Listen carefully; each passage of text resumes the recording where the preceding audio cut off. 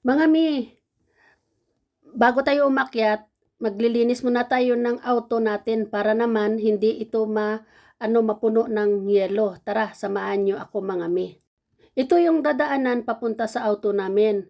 Dahil wala nga akong garahe, kaya naman magtitiis ako magtatanggal ng yelo kapag may yelo ito.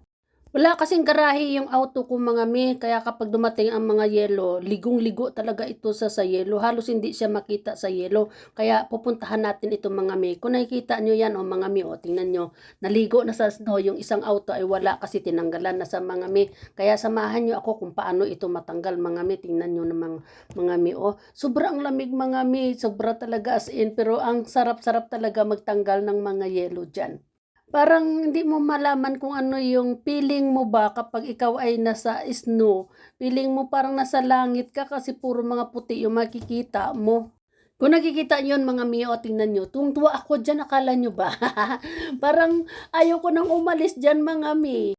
Yan mga mi, tingnan nyo. Kung nakikita nyo, sobra ang kapal-kapal talaga ng snow. Halos hindi na makita yung kutsi namin sa sobrang kapal ng snow. Siguro mga 2 dangkal yan mga mi. Kasi kapag maglalakad ako sa daan, ang snow kasi hanggang tuhod ko mga mi, napagkadami-dami.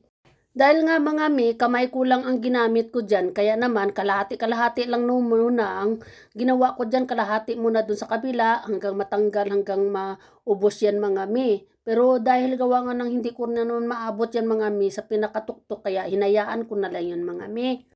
Naku mga mi, nung ako'y napagod ng mga mi, tama lang talaga nga nagupo ako dyan sa may snow dahil napagod ako. Dahil 'di ba galing ako sa sa tindahan na malingki nga ako naggrocery, kaya ayun, pagdating ko dito tinanggalan ko ng snow yung auto ko. Sus pagkatapos mga mi, ayan umupo na lang ako. Napagod ako mga mi tapos sobra pa ang lamig diyan. Kaya may mga mi, tama na yan mga mi, oy, mag-ano na tayo. Akyat na tayo sa taas. Ayan, picture-picture muna tayo dyan kapag may time ha. So, paano yan mga mi? Hanggang dito na lang ang aking video ha. Sana na-enjoy kayo sa akin nga mga video. Bye!